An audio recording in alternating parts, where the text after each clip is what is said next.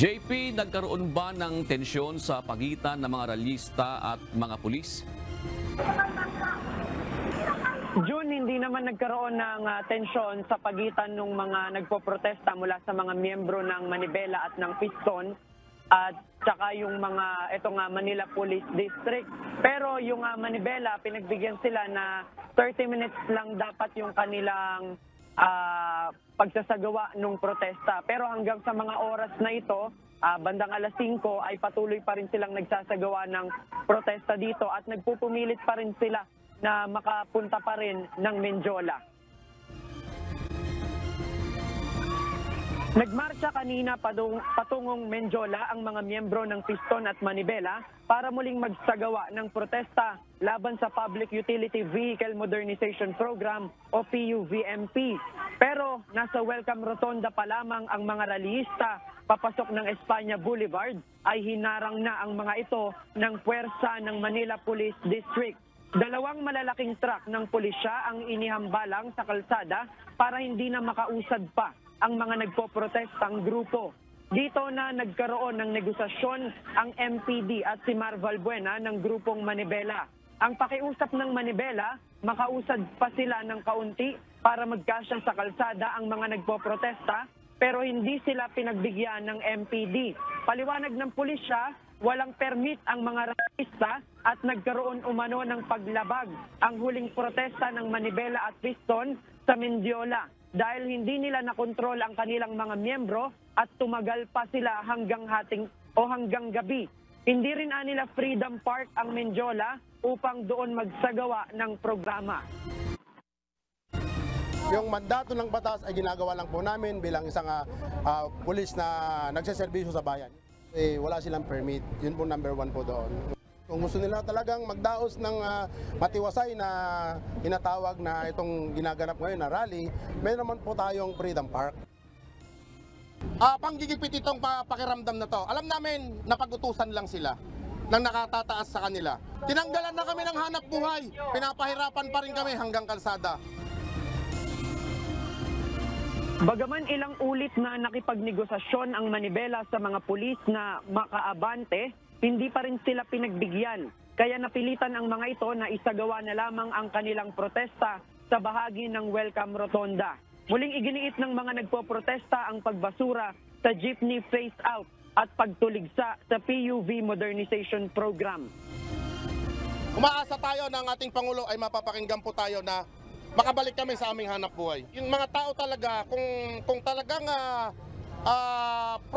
consolidation sila, hindi po sila sasama.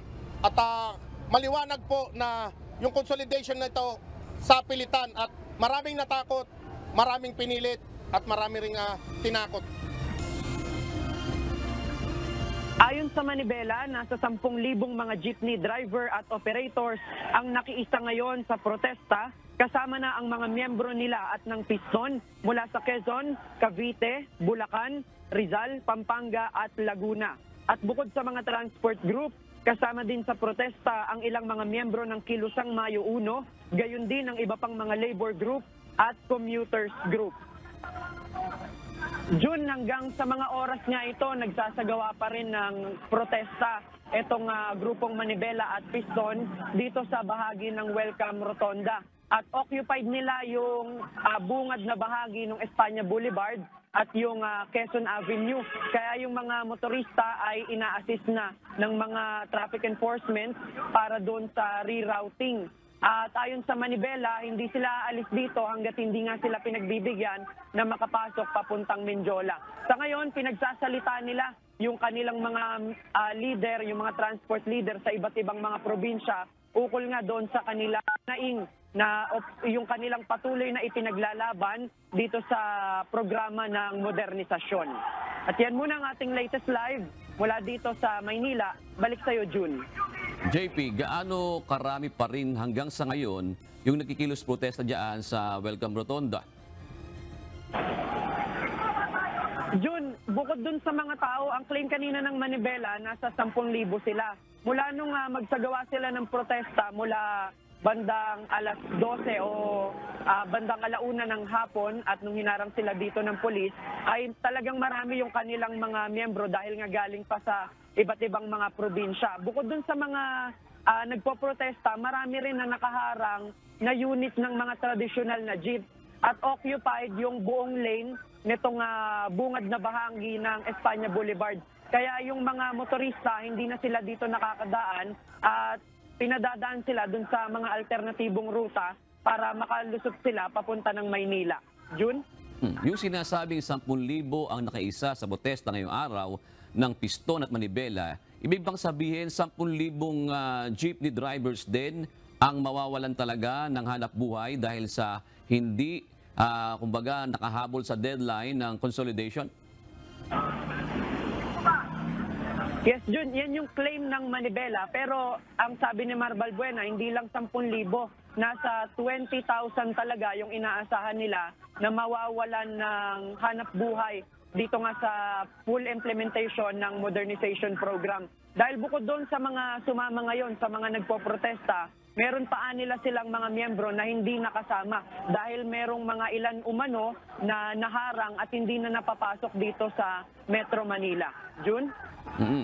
Ilang 2 linggo na lamang, JP, ano ngayon ang sinasabi nila na plano pa nila pagkatapos itong kilos protesta na ito, JP?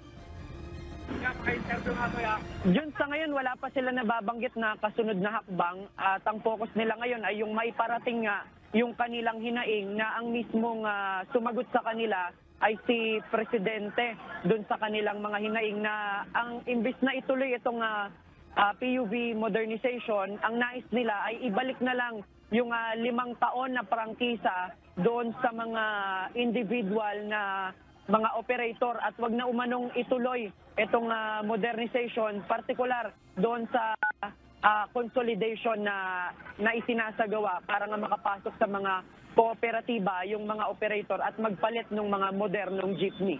Jun? JP, huli na lang. Dati noon ay nakipag-usap na sila kay Pangulong Ferdinand Marcos Jr. Ngayon ba hindi sila makagawa ng paraan na makausap muli ang Pangulo?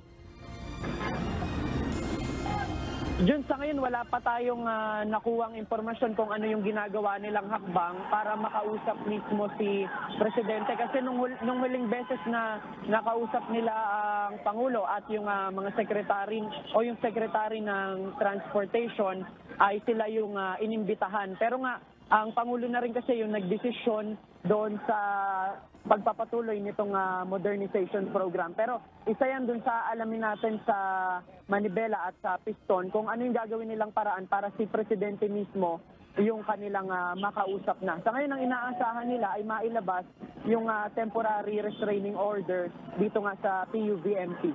Jun? Maraming salamat, JP Nunez.